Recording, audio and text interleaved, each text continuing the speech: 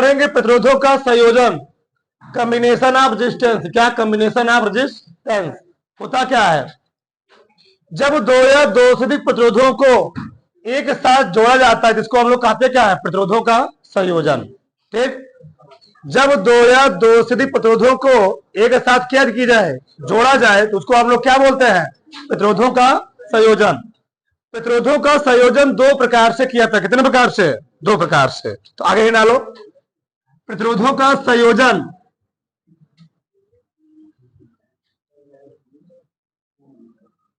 प्रतिरोधों का संयोजन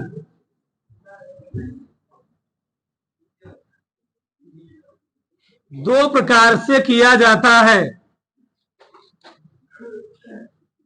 दो प्रकार से किया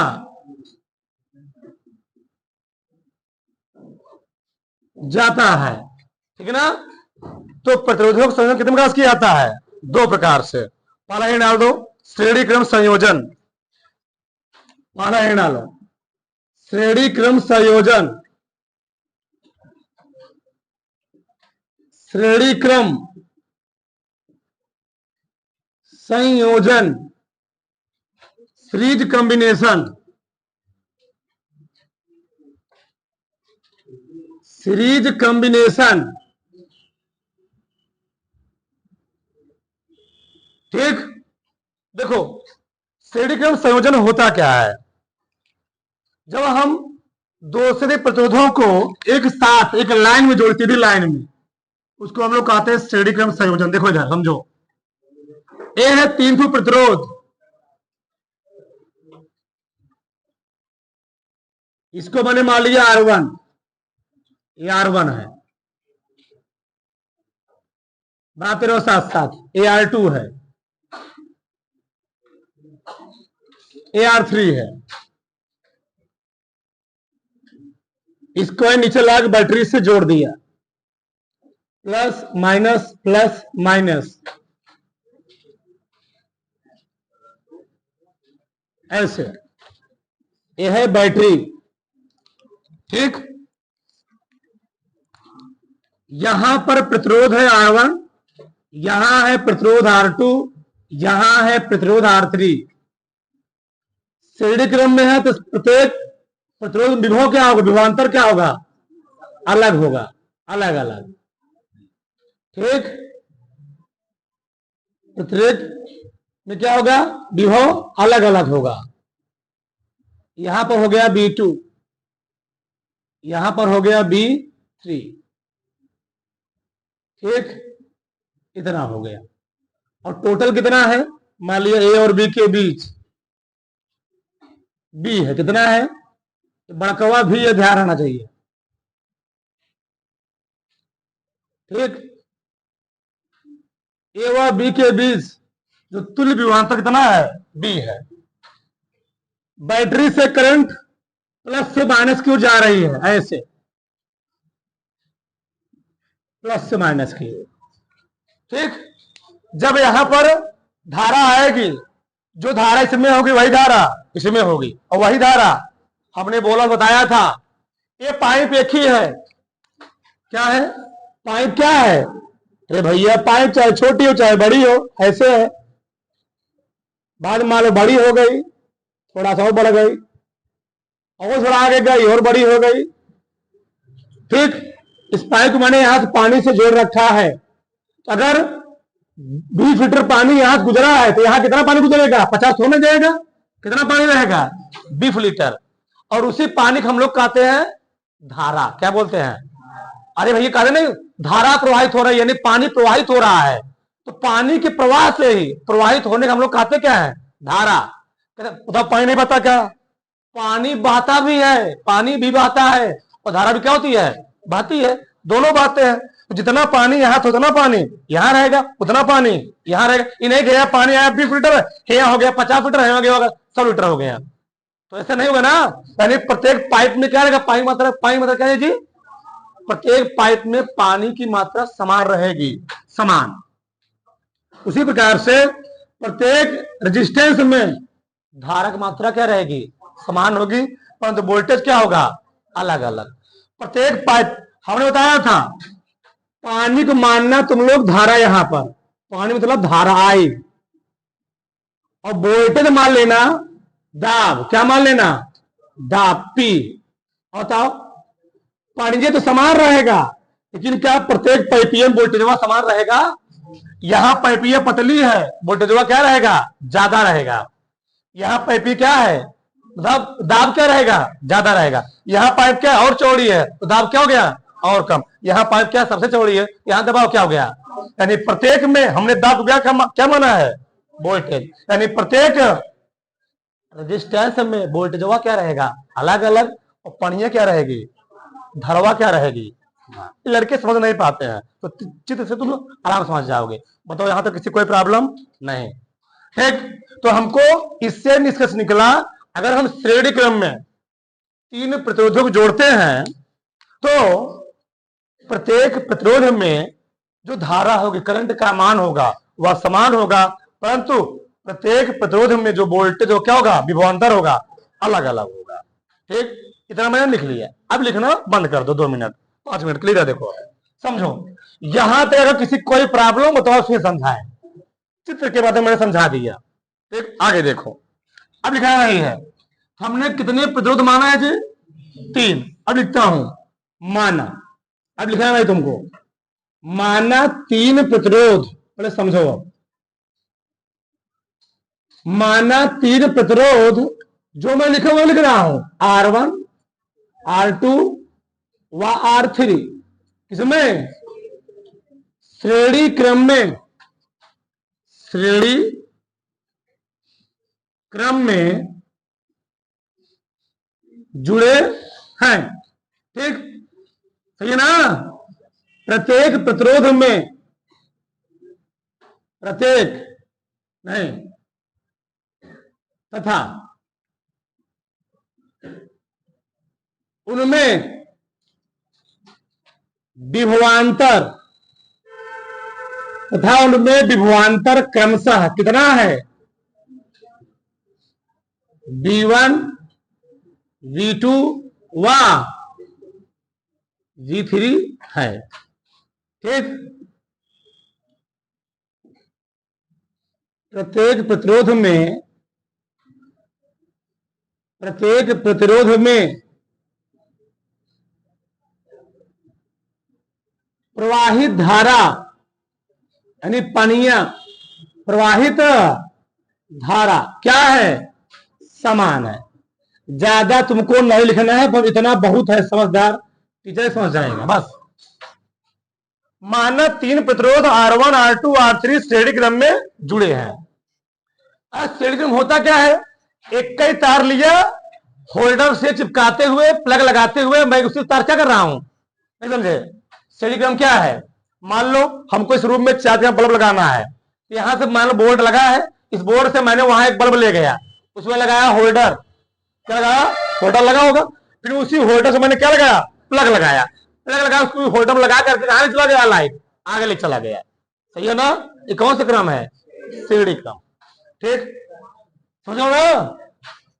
3 प्रतिरोध क्या हुए, श्रेणी क्रम में जुड़े हैं, तब उनमें विभवांतर कौन सा जी, V1 V2 V3 है। प्रत्येक प्रतिरोध में प्रवाहित धारा क्या है, प्रवाहित धारा I समान है, I लिख लेना यहां पर I। ठीक, समान। अब लिखेंगे यहां पर ओम का नियम, ओम के नियमानुसार पढ़ चुके हैं, तो ओम के नियमानुसार, बोलो मत, तो ओम के नियमानुसार, तो ओम का नियम क्या है, किसी परिपथ में 2 सिरों के बीच लगाया गया विभवांतर, उनमें प्रवाहित धारा क्या होता है, यानी B बराबर I इंटू होता है ना। अच्छा ठीक, बताओ, तो प्रत्येक प्रतिरोधों में विभवांतर तो अलग अलग है ना, तो B1 क्या लिखेंगे, B1 क्या लिखेंगे, धरवा समान है, IR1। V2 क्या लिखेंगे, IR2। व V3 क्या लिखेंगे, IR3। सही है, यहां तक किसी कोई प्रॉब्लम नहीं। अब बताओ, ये तो अलग अलग प्रतिरोधों में है, IR1, IR2, IR3, लेकिन ए और बी के बीच लिखे ना, ए और बी, ठीक ठीक, परंतु ए और बी के बीच तुल्य विभवांतर कितना है जी? बी है, ठीक। लिखोगे यहां पर, क्योंकि बिंदुओं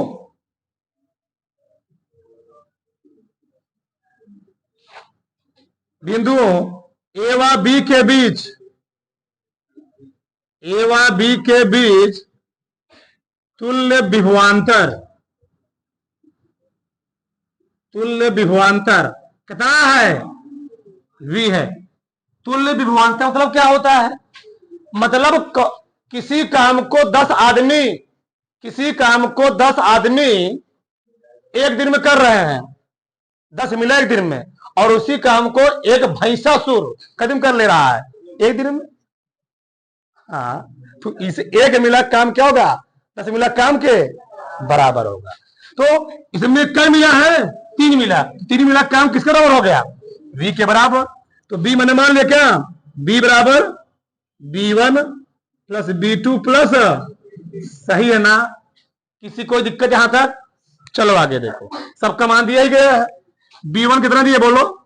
b1 कितना है? बोलो बोलो, IR1। b2 कितना है? IR2। b3 IR3। कुछ कॉमन लग रहा है? R कॉमन है, तो क्या गया? I कॉमन है, R1 R2 प्लस R3। परंतु क्या?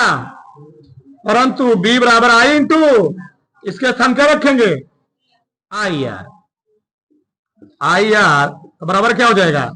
I R1 R2 plus I से I सपाचक, R बराबर क्या आ गया?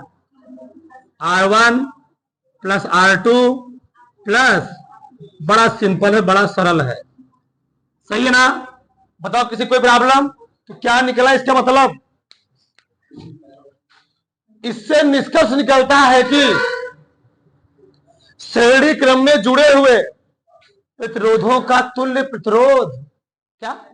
इससे निष्कर्ष निकलता है कि श्रेणी क्रम में जुड़े हुए प्रतिरोधों का तुल्य प्रतिरोध, यानी कुल प्रतिरोध, कुल मान, कुल रुकावट, उनके अलग अलग प्रतिरोधों के योग के बराबर होता है।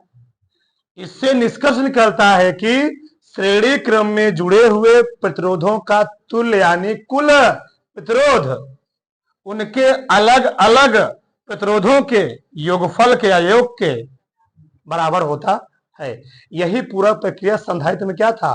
उल्टा था। वहां पर व्युत्क्रमों के योग के बराबर था, यहां पर क्या है? डायरेक्ट योग के बराबर है। ये होता है प्रतिरोध और संधारित्र में डिफरेंस, उल्टा इसका होता टोटल। अब समझ में आया? किसी कोई प्रॉब्लम? एक चीज सबसे मेन, और सवाल लगाने से पहले सबसे राज की बात समझ लो, यहां पर तुमको बड़ा काम आएगा, ठीक? क्या? अगर तुमको प्रतिरोध का कोनो सवाल लगाना हो, अगर रास्ता बदलेगा, क्या बदलेगा? रास्ता। ये बहुत बड़ी राज की बात है, विशेष बिंदु। ये सवाल लगाने में बड़ा काम देता है, विशेष बिंदु। यदि रास्ता बदलेगा, नहीं लिखा नहीं है, यदि रास्ता बदलता है, यदि रास्ता बदलता है तो धारा बदल जाती है, धारा परिवर्तित होती है, धारा परिवर्तित होती है।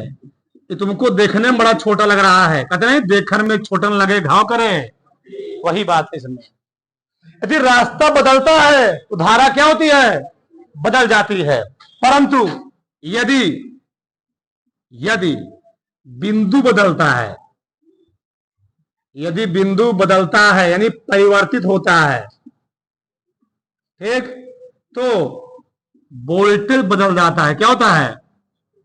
वोल्टेज परिवर्तित होता है, परिवर्तित होता है। ध्यान, ए व बी के बीच इसमें बहुत सारे बिंदु हैं, यहां भी बिंदु है और यहां भी बिंदु है। हम सी और डी लिख सकते थे, सी और डी लिख सकते थे। बताओ, अगर तुमको 4 बल्ब लगाना है, 4 होल्डर लगाओ, नहीं लगाओगे? तो 4 बिंदु मिले, नहीं तुमको मिले? मिले ना? 4 बिंदु मिले, बिंदु बदले, जब बिंदु बदलेंगे वोल्टेज क्या होगा? बदलेगा।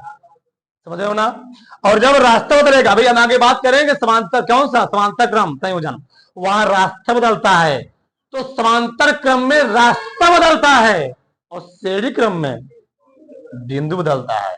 और जब बिंदु बदलेगा वोल्टेज बदलेगा, जब रास्ता बदलेगा धारा बदलेगी।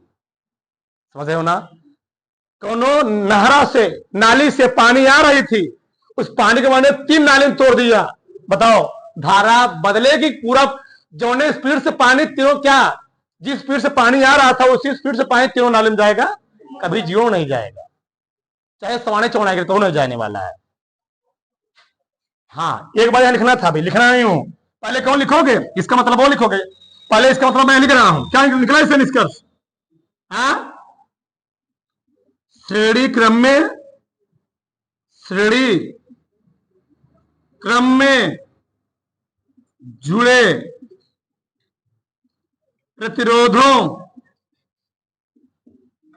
प्रतिरोधों का तुल्य प्रतिरोध, तुल्य प्रतिरोध उनके क्या, उनके अलग अलग, उनके अलग अलग प्रतिरोधों के योग के, प्रतिरोधों प्रतिरोधों के योग के बराबर होता है, योग के बराबर। बताओ, सही सही समझ में आया, ऊपर ऊपर समझ में आया? सही है ना? यानी इसको लिखने के बाद तुम्हें पहले इसको लिखना है, फिर लास्ट में लिखना है। उतारो। अब जब नहीं पूछो तो क्या करेंगे हम? उतारने के लिए बोलबो ही करेंगे। चलो लिखो अगला, समांतर क्रम संयोजन।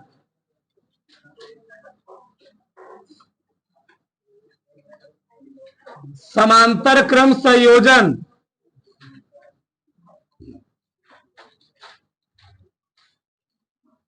Parallel combination, parallel combination. बात रहो साथ साथ फटाक फटाक।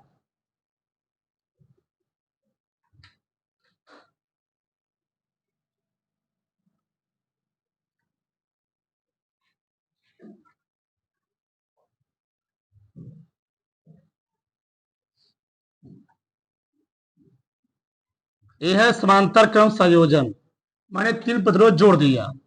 यह है बिंदु ए, यह है बिंदु बी, इसको लाल नीचे बैटरी से कनेक्ट कर दिया, प्लस माइनस प्लस बैटरी हो गई।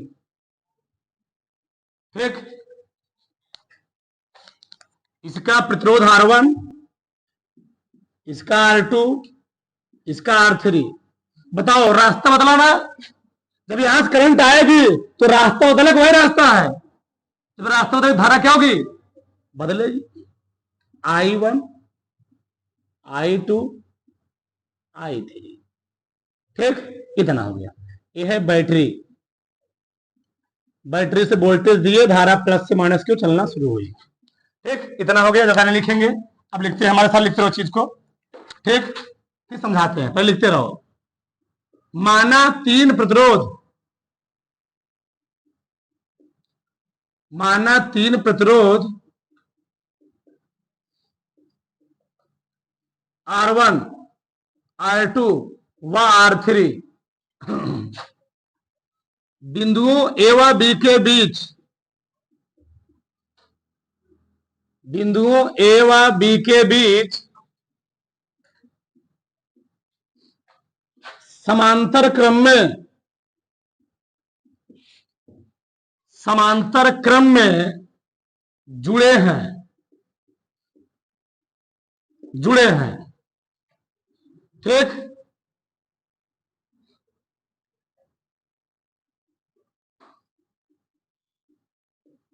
जिसमें प्रवाहित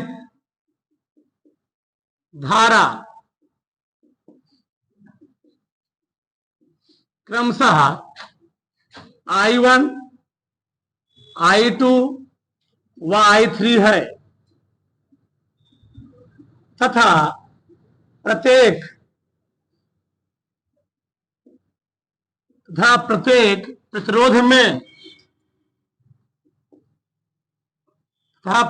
प्रतिरोध में वोल्टेज विभवांतर समान है। समांतर क्रम में यही होता है, वोल्टेज भी समान है। तो ओम के नियमानुसार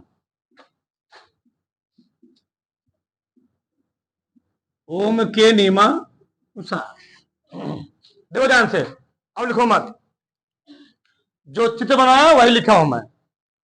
माना 3 प्रतिरोध R1 व R2 R3 बिंदुओं A व B के बीच समांतर क्रम में जुड़े हैं, जिनमें प्रवाहित धारा क्रमशः कितना है, I1, I2 व I3 है।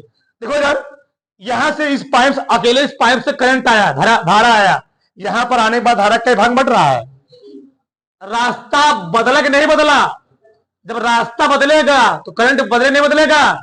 बदलेगा, करंट बदल गया, ठीक, बदल गया। तो लिखेंगे ओम के नियमानुसार, तो ओम का नियम क्या है, बी बराबर आई इंटू आर। बताओ, तो आई बराबर मैं क्या लिख सकता हूं, बी बटे आर। क्यों लिखा मैंने सर? क्योंकि वोल्टेजवा समान है। क्या समान है? वोल्टेजवा। बताओ, तो I1 का मान कितना होगा जी, बी बटे R1।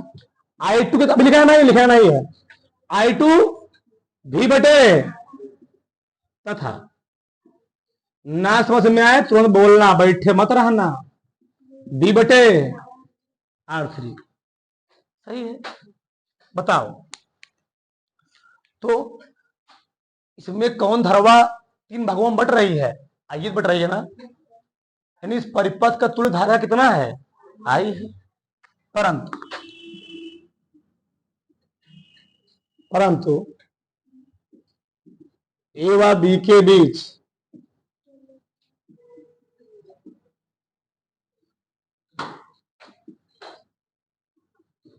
बैटरी द्वारा प्रवाहित तुल्य धारा कितनी है, वही आई कई भाग बट रही है, 3 भाग में। I1, I2 सब मान दिया गया। I1 का मान कितना है, बी बटे I2 का, I3 उसका मान है भी का मान लो, 1/1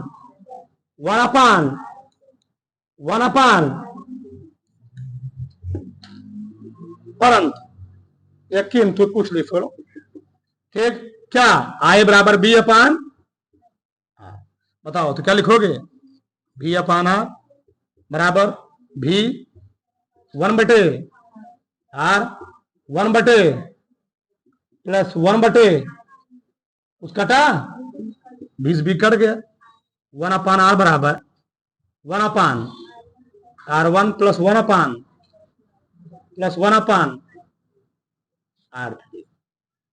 क्या निष्कर्ष निकला? इससे निष्कर्ष निकलता है कि समांतर क्रम में जुड़े प्रतिरोधों का तुल्य प्रतिरोध, प्रतिरोधों के तुल्य प्रतिरोध का व्युत्क्रम।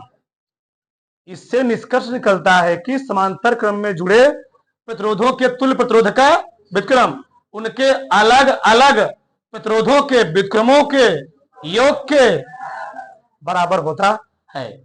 ठीक, लिखो फटाक से, मैं इधर लिख दे रहा हूं, तुम उधारते रहो, तुम लिखते रहो उधर का। समांतर क्रम में जुड़े, समांतर क्रम में जुड़े प्रतिरोधों के तुल्य प्रतिरोध का व्युत्क्रम, तुल्य प्रतिरोध का व्युत्क्रम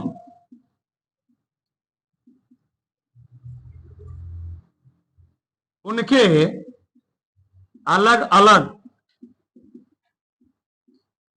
अलग अलग प्रतिरोधों के व्युत्क्रमों